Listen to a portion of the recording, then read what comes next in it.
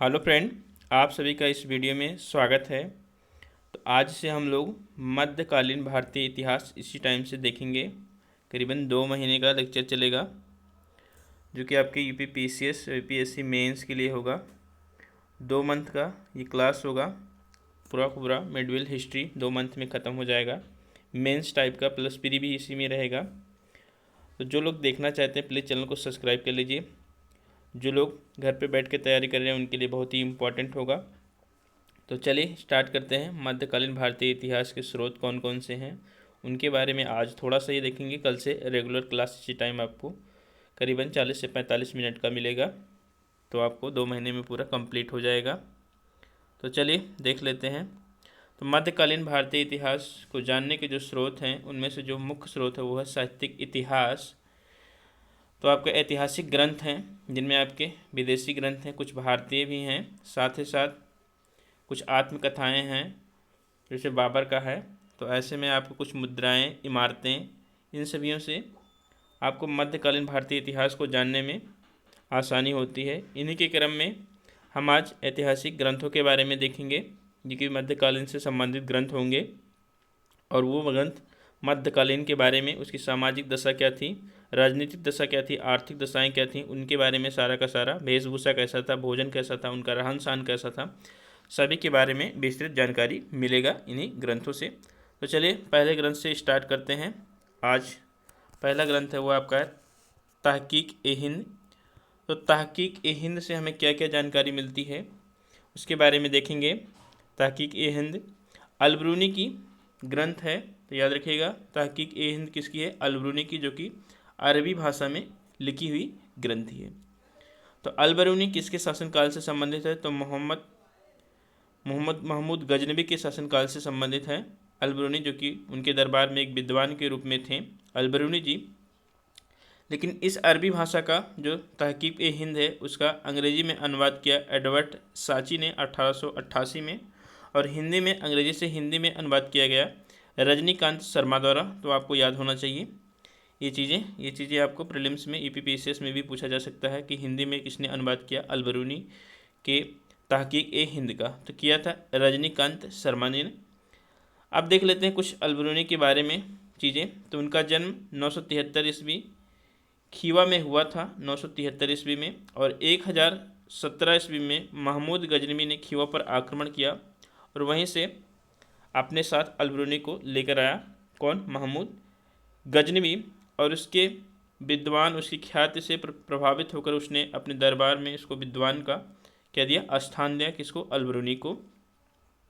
अलबरूनी बहुत ही ज्ञाता था, बहुत ही विषयों का जानकार रखता था। अलबरूनी संस्कृत भाषा, भारतीय दर्शन, ज्योतिष शास्त्र आदि का अध्ययन किया भारत में आकर और उसका विस्तृत वर्णन भी किया। अब भारत के विषय में अलबरूनी के तहकीक ए हिंद से क्या जानकारी मिलती है उसके बारे में देखेंगे। तो तहकीक ए हिंद से हमें जानकारी क्या मिलती है, तब महमूद गजनवी के समय के भारत की जानकारी मिलती है कि महमूद गजनवी के समय भारत में क्या हुआ था, कैसी घटनाएं हुई थी, उसके बारे में अलबरूनी वर्णन करता है। और उस समय भारत की राजनीतिक दशा क्या थी, आर्थिक दशा क्या थी, सामाजिक दशा क्या थी, धार्मिक स्थिति के बारे में इसमें बताया गया है तहकीक ए हिंद में। तो आइए देख लेते हैं एक एक करके। तो उसने भारत की जलवायु, सामाजिक उसकी जो स्थिति थी, भौगोलिक स्थिति क्या थी उसके बारे में बताया। भारत की जलवायु के बारे में, प्राकृतिक स्थिति उस समय क्या थी, भाषा क्या थी उस समय, रीति रिवाज कैसा था, सामाजिक दशाएं कैसी थी, सामाजिक परंपरा कैसा था, धर्म किस प्रकार का था, भारतीयों के कर्म सिद्धांत, जीव के आगमन सिद्धांत, मोक्ष सिद्धांत आदि के संबंध में इसमें विस्तृत वर्णन किया है। तो इसमें लिखा गया है, इसके बारे में आप लोग ऐसे आराम से लिख सकते हैं। आपको पॉइंट टू पॉइंट लिखना है ताकि नंबर आपको आसानी से मिले। साथ ही भारतीयों के वेशभूषा, भोजन, मेलों, उत्सवों, मनोरंजन के क्या साधन थे भारतीयों के उस समय, तो उसके बारे में भी वर्णन किया गया है। तो इसके बारे में बताया गया है। विवरण में उसने और भी क्या लिखा है, भागवत गीता, वेद, उपनिषद, योग, पतंजलि का योग शास्त्र आदि के बारे में भी बताया गया है उसी के अलबरूनी के तहकीक ए हिंद में। साथ में राजनीतिक स्थिति उस समय क्या थी उसके बारे में भी वर्णन किया गया है। तो उस समय राजनीतिक स्थिति क्या थी उसके बारे में वर्णन किया है। हालांकि उसने दक्षिण भारत के बारे में, दक्षिण भारत के जितने भी उस समय थे, चोल चेल पांडे आदि के बारे में इन्होंने कोई वर्णन नहीं किया। साथ में दक्षिण भारत के बारे में कुछ भी नहीं बताया, जो कि राजनीतिक स्थिति खाली उत्तरी भारत, गुजरात, मालवा, कन्नौज, पाटलिपुत्र, मुंगेर आदि के बारे में ही उसने वर्णन किया है तार्किक पे हिंद में। साथ में उसने भारतीय शासकों में कोई पारस्परिक एकता नहीं थी, तो पारस्परिक एकता न होने के कारण भारतीय शासकों में जब भी कोई विदेशी आक्रमण करता था तो उनमें फूट पड़ जाती थी, इससे विदेशी लोग क्या होते थे, आराम से जीत जाते थे। इनमें एकता की कमी थी, इसका भी वर्णन इसी में किया गया है। साथ ही में और चीज़ों का वर्णन किया गया है, तो आप लोग आराम से लिख सकते हैं। नेक्स्ट देखते हैं ताज उल मासिर। तो ताज उल मासिर से हमें इतिहास के बारे में क्या जानकारी मिलती है उसके बारे में देखते हैं। तो ताज उल मासिर किसका है, तो मोहम्मद हसन निजाम जी का है। याद रखिएगा, मोहम्मद हसन निजाम जी का है, जो कि फ़ारसी में ही लिखा गया है। तो ये बात याद रखिएगा, फ़ारसी में ही लिखा गया है मोहम्मद हसन निजाम के द्वारा।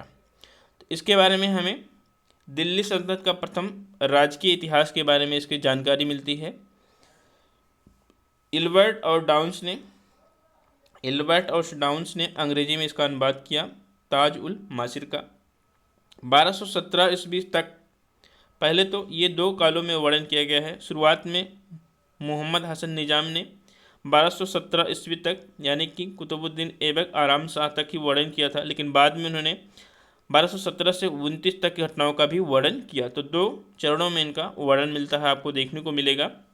साथ में मुख्यतः उसने कुतुबुद्दीन ऐबक के शासनकाल, क्योंकि कुतुबुद्दीन ऐबक जो कि गुलाम वंश के संस्थापक माने जाते हैं, उनका शासनकाल 1206 से 1210 था और उन्होंने वर्णन किया था 1217 तक का पहले चरण में।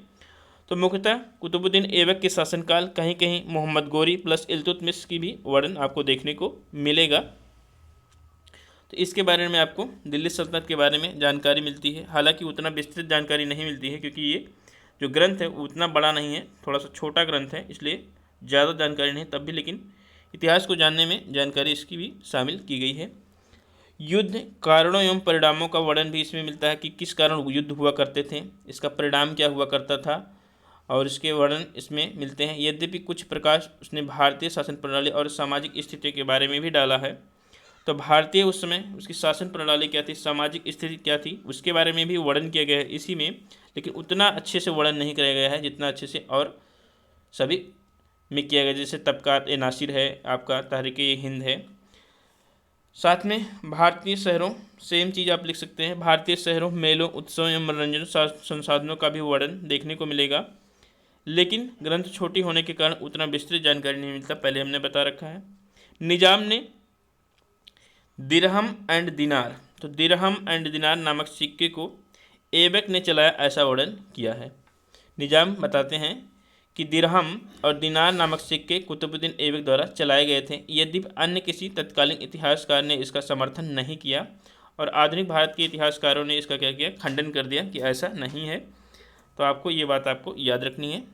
नेक्स्ट है जो आपके स्रोत हैं वो हैं आपके तबकात ए नासिर। तो याद रखिएगा, तबकात ए नासिर किसने लिखा है, मिनहाज उज सिराज ने लिखा है। तबकात ए नासिर मिनहाज उज सिराज ने लिखा है फ़ारसी भाषा में। तो इस बात को याद रखिएगा, यह एक विस्तृत ग्रंथ है। इसके बारे में देखते हैं क्या क्या जानकारी मिलता है। तो इसमें वर्णन मिलता है गुलाम वंश। तो गुलाम वंश कब तक चला था, तो 1206 से स्टार्ट हुआ था, 1206 से 1290 के बीच चला था गुलाम वंश, लगभग 84 वर्षों तक।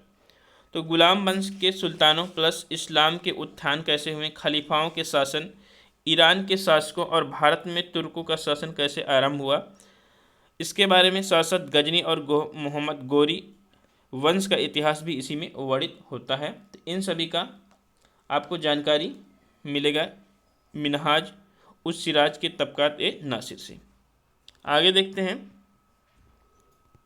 तो ऐतिहासिक घटनाओं का क्रमबद्ध विवरण के साथ साथ उसकी आलोचना व्याख्या भी की गई है। तो इस ग्रंथ में ऐतिहासिक घटनाएं जो हुई हैं उसका क्रमबद्ध वर्णन तो मिलता है, साथ साथ उसकी आलोचना भी देखने को मिलेगी। इसकी आलोचना की व्याख्या भी इसी ग्रंथ में की गई है, तो इसलिए ये एक अच्छा ग्रंथ माना जाता है। धार्मिक प्रकृति का, तो मिनहाज उस सिराज धार्मिक प्रकृति के होने के बावजूद भी उसने अपनी ग्रंथ में धार्मिकता का कभी वर्णन नहीं किया है, धार्मिकता कट्टरता से वह दूर रहा है। तो ये बात याद रखिएगा। इसी कारण से बर्नी ने भी इसके इतिहास ग्रंथ से कुछ चीज़ें अपने में यूज की हैं, तो ये बात याद रखिएगा। लेकिन यहाँ पर भी इसका एक खंडन भारतीयों के द्वारा किया जाता है, क्योंकि मिन्हाज-उस-सिराज ने लिखा कि रजिया सुल्तान, जो कि गुलाम वंश की शासिका थी और प्रथम महिला मुस्लिम शासिका थी, उसने बताया है कि रजिया सुल्तान के पतन का मुख्य कारण उसका स्त्री होना है। तो उसके पतन का मुख्य कारण उसका स्त्री होना है, लेकिन भारतीयों ने इसका खंडन कर दिया कि ऐसा नहीं है। तो इसलिए नेक्स्ट पॉइंट देखते हैं, घटनाओं के अतिरिक्त उसने और क्या वर्णन किया है। तो घटनाओं के अतिरिक्त उसने सुल्तान और अमीरों के व्यक्तिगत जीवन, याद रखिएगा, व्यक्तिगत जीवन, उसके प्रेम प्रसंग, नागरिक जीवन आदि के बारे में भी वर्णन आपको देखने को मिलेगा इसी ग्रंथ में। इसी प्रकार तबकात ए नासिर एक महत्वपूर्ण ऐतिहासिक स्रोत ग्रंथ स्वीकार किया गया है, तो आपको याद रखिएगा। आज का क्लास बस इतना करते हैं, कल पूरा का पूरा अच्छे से 40 से 45 मिनट डिटेल देखेंगे। तो कल और परसों में आपका स्रोत खत्म हो जाएगा, फिर आपका तुर्कों का आक्रमण से हम लोग स्टार्ट करेंगे। चैनल पे नए प्लीज़ चैनल को सब्सक्राइब कर लीजिएगा। सुबह में मॉर्निंग में आपको करंट अफेयर मिलता है, दोपहर में आपको अभी जियोग्राफी का शॉर्ट नोट्स मिल जाएगा मेंस के लिए, और शाम को स्पेक्ट्रम का MCQ मिलता है, तो देखना ना भूलिएगा। थैंक यू, धन्यवाद।